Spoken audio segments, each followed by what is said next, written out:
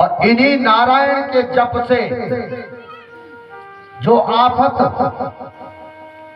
यहां आई थी वो मेरे जप के कारण समाप्त हो गई। तब तो सारे ग्वाल बाल कहने लगे कि हाँ ये बात सही कही है। नंद बाबा को सब कहने लगे बात आपने सही कही है, तुम्हारे जप का ही प्रभाव है कि आज जो है इस गोकुल में जो आफत आई थी वो जप के कारण दूर हो गई। अब नंद बाबा से ग्वाल बाल कहते हैं कि भैया जो कुछ होना था हो गया, लेकिन ऐसा है इस पूतना का शरीर इतना बड़ा है कि इसने जो है मथुरा जाने का जो रास्ता है वो सब बंद हो गया है, क्या किया जाए।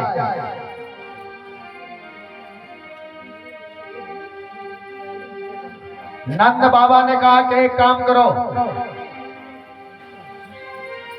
सब लोग जो है अपने घर से कुल्हाड़ी लेकर के आओ और जो इसके लंबे लंबे योजन के हाथ हैं सब एक जगह काट करके इकट्ठा करो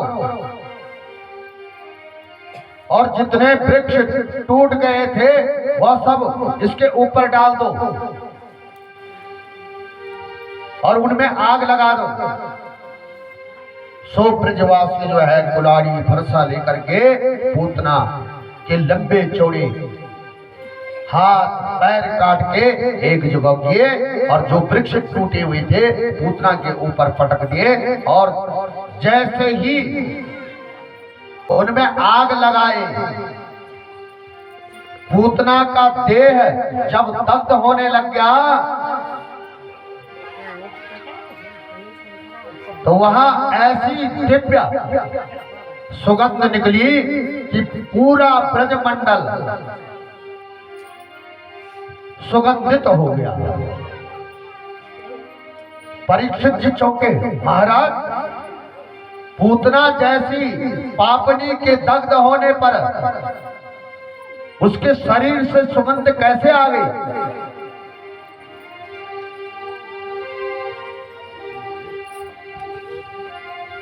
सुखदेव जी कहते हैं परीक्षित, पूतना को भला पापिन कौन कहेगा। अरे साक्षात परमात्मा ने पुत्र के रूप में जिसकी गोद में जाकर के उनके स्तन पान किए हो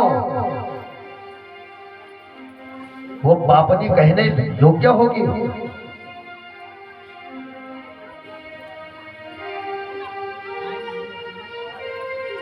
वह पापिन है, लेकिन जिन प्रभु ने उसका दुग्ध पान किया है वो पापिन योग्य नहीं। प्रभु की लीला जिस पर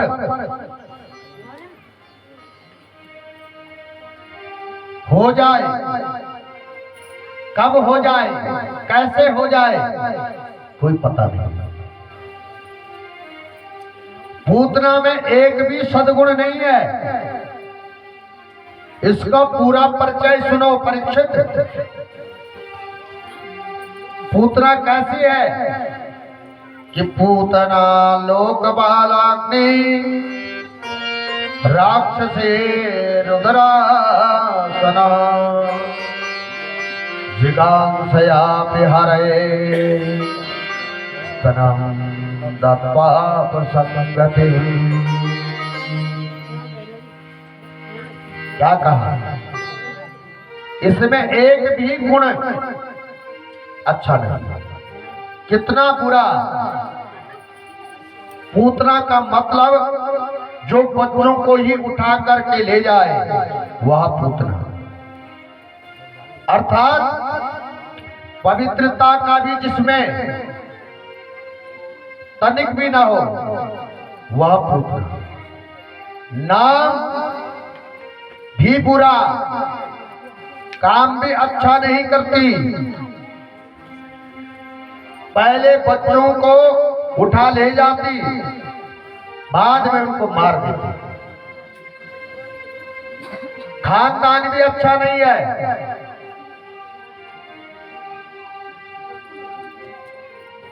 आहार भी अच्छा नहीं है, रक्तपान करती है, भगवान से प्रेम भी नहीं करती,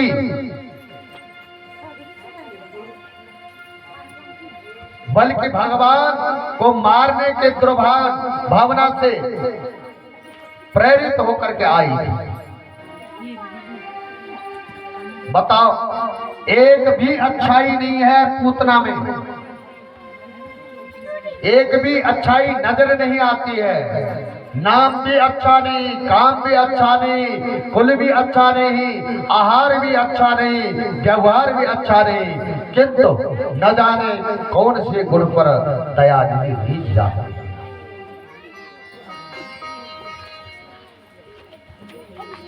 पूतना में तो एक भी सद्गुण नहीं था, पर गोविंद को जब कृपा करनी है तो कोई भी बहाना ढूंढ लेते हैं।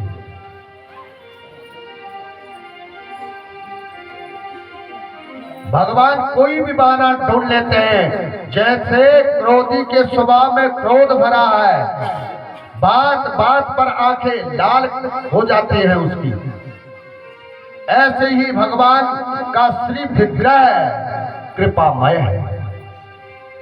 कोई बहाना भर मिल जाए तो भगवान उस पे अपनी कृपा बरसाते हैं। भगवान ने कहा कि जैसी भी है, भली है, बुरी है, लेकिन काम तो इसने मां का ही किया है।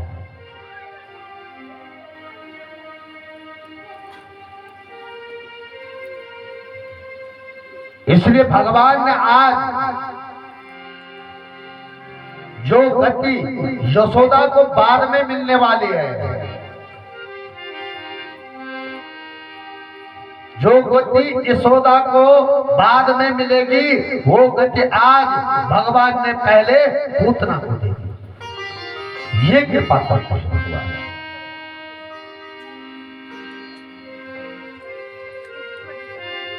कब भगवान किस पर कृपा बरसा दे, कौन से गुण पे कृपा बरसा दे, वो वही जाने। कि जन अब गुण प्रभु मान न गाओ, जन अब गुण प्रभु मान न गाओ, अधीन बंधु हृदय स्वभाव, दीन बंधु मृदुल स्वभाव। भगवान का ऐसा कृपामयी स्वभाव न हो तो जीवन का कल्याण होने वाला नहीं। भगवान का स्वभाव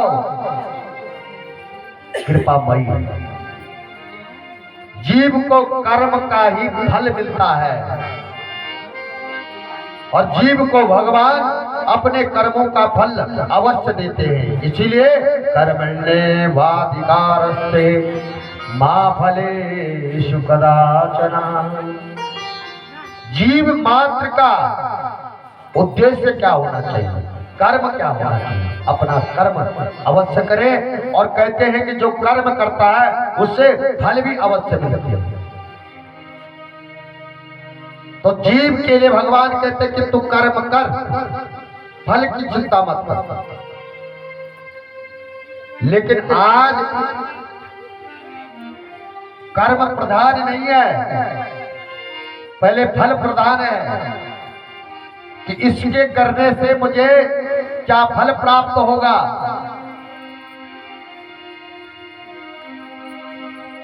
मैं ये कर्म करवा रहा हूं, लेकिन उससे पहले मुझे इसका फल क्या प्राप्त होगा।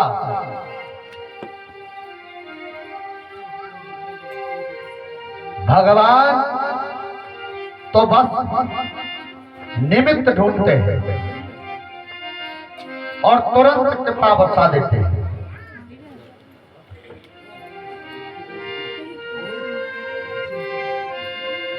भागवत दिशा निर्देश करते हैं।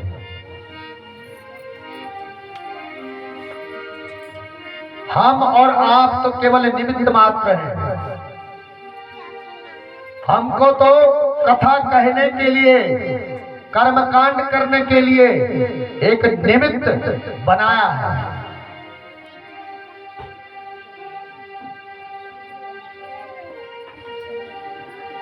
भगवान की कृपा कब बरसे, कहां बरसे, कैसे बरसे, वो तो वही परमात्मा जाने।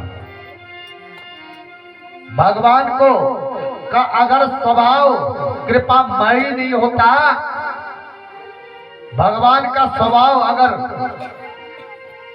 कल्याणमयी नहीं होता, तो भगवान को भी कौन पूछता?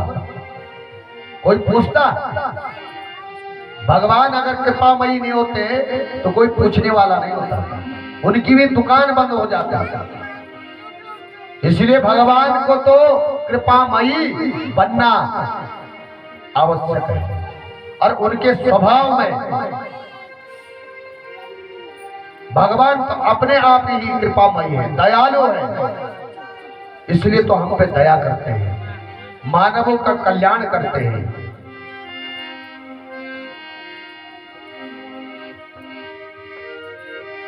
भगवान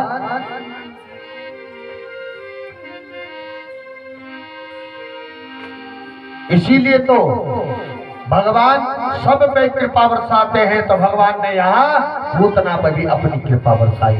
जैसी गति यशोदा को देनी चाहिए थी, आज यशोदा से पहले पूतना को वही गति प्रदान कर दी। बोलबाल कृष्ण भगवान की जय। इस प्रकार से भगवान ने पूतना का उद्धार किया।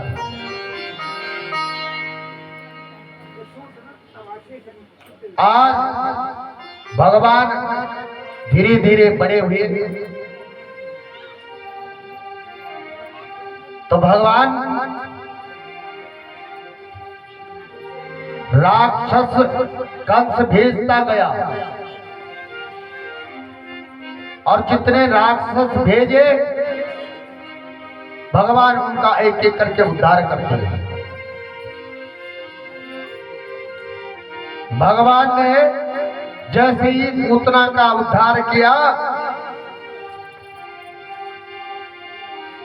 तो भगवान को मारने के लिए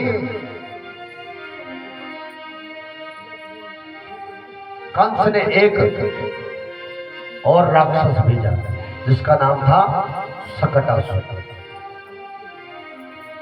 भगवान ने सकटासुर का भी उद्धार किया। बोलबाल कृष्ण भगवान की। एक और राक्षस भेजा, क्योंकि कंस तो राक्षस भेजता ही जाएगा। भगवान को मारने के लिए एक राक्षस और भेजा, जिसका नाम था तृणावर्त, जो हवा के रूप में, चक्रवात के रूप में आया। और चक्रवात इतना भयंकर था कि भगवान को उड़ा करके ही ले गया। और जब भगवान को उड़ा करके ले गया, तो भगवान ने देखा कि ये भगवान ऊपर जब उड़ते हुए गए, तो सब देख रहे नीचे, कौन किसका घर है, कौन किसका घर है, कहाँ क्या है, कहाँ का, सब देख रहे हैं। लेकिन जैसे ही तृणावर्त मथुरा में प्रवेश करने वाला हुआ, तो भगवान ने अपना वजन बढ़ाना प्रारंभ किया। भगवान ने जैसे वजन बढ़ाया, तो तृणावर्त घबरा गया। तृणावर्त घबराया कि कहीं जल्दी जल्दी मैं कोई काला पत्थर तो नहीं उठा के लाया।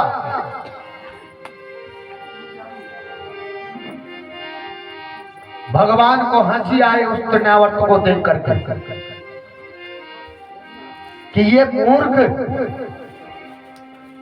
मेरे भक्त पत्थर में भी मुझे देखते हैं, मेरे भक्त पत्थर में भी मेरा दर्शन करते हैं और ये मूर्ख मेरे में पत्थर देख रहा है, इसका सर पत्थर से ही फोड़ा जाएगा। तो भगवान ने अपना शरीर का वजन बढ़ाया और तृणावत का भी उद्धार कर दिया। भगवान कृष्ण भगवान की इस प्रकार से भगवान ने तृणावत का उद्धार किया। भगवान आज 1 साल के हो गए, 1 साल के हुए, लेकिन भगवान का नामकरण नहीं हुआ अभी। नामकरण नहीं हुआ तो एक दिन वसुदेव जी को जो है गर्गाचार्य जी मिल गए और गर्गाचार्य जी से कहा कि महाराज गुरुदेव आपको तो सब कुछ मालूम है, सब आप को मालूम है कि मेरा बालक कहाँ है, ज्येष्ठ बालक कहाँ है, छोटा बालक कहाँ है, ये सब आपको विदित है। लेकिन आज 1 साल हो गया है, उनके नामकरण हुए या नहीं हुए इसका कोई मुझे पता नहीं है। और मैं आपसे अनुरोध करता हूं कि आप जाकर के यशोदा के भवन में जाकर के मेरे बालकों का नामकरण करके आओ। गर्गाचार्य जी गए और घूम रहे हैं यशोदा नंद भवन के आसपास घूमे। तो जैसे ही गर्गाचार्य पे नंद भवन के आसपास घूम रहे थे तो नंद बाबा की नजर गर्गाचार्य जी पे पड़ी। प्रणाम किया, महाराज प्रणाम। प्रणाम करके बिठाया, उनको आसन दिया। आसन देकर के उनसे कहा कि महाराज आप ये बताइए कि जब से ये छोटा बालक मेरा हुआ है तब से मैं देख रहा हूं कि हर दिन यहाँ उत्पात हो ही रहे हैं, हर दिन कोई न कोई उत्पात यहाँ होते हैं। आप ये बताएं कि जरा मेरे बालक के ग्रह इनके कैसे हैं? जब से ये पैदा हुआ है तब से कभी पूतना आ गई, कभी जो है तृणावर्त आ गया, कभी संकटासुर आ गया। इसके ग्रह देखो, इसकी ग्रह दशा कैसी है, कहीं इस पे राहु की दशा तो नहीं चल रही है, शनि की दशा तो नहीं चल रही है, ये तो बताइए। गर्गाचार्य जी कहते हैं कि नंद बाबा आप ये बताओ, इसकी जन्मपत्री लाओ। बोला जन्मपत्री तो बनाई नहीं, तो इसका नाम ही बताओ। बोले नाम तो अभी रखा ही नहीं है। गर्गाचार्य जी कहते वाह, बालक साल भर का हो गया है और उत्सव तो रोज बन रहा है। आज मेरे बालक ने करवट ली तो उसका उत्सव बन रहा है। आज मेरे बालक चलने लग गया तो उसका उत्सव बन रहा है। लेकिन साल भर हो गया अभी तक नामकरण नहीं हुआ। नंद बाबा से गर्गाचार्य जी कहने लगे कि जब नाम ही नहीं है मालूम तो इसके ग्रह नक्षत्र कैसे देखे जाएंगे। तो नंद बाबा ने कहा महाराज एक काम करो, जब आप यहाँ पे पहुंचे ही हैं तो मेरे बालकों का जो है आप नामकरण करिए। गर्गाचार्य जी ने कहा ऐसे कैसे होगा? अरे आप तो अगर छोटी सी भी बात होगी, छोटा सा भी कोई उत्सव होगा, छोटी सी भी कोई बात होगी तो आप तो बड़े तरीके से उत्सव को मनाते हैं।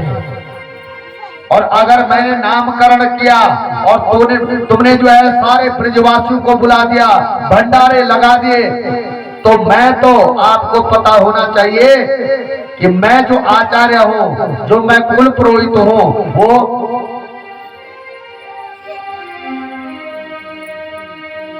वसुदेव का कुल पुरोहित हूं। और अगर मैंने तेरे बच्चों का आप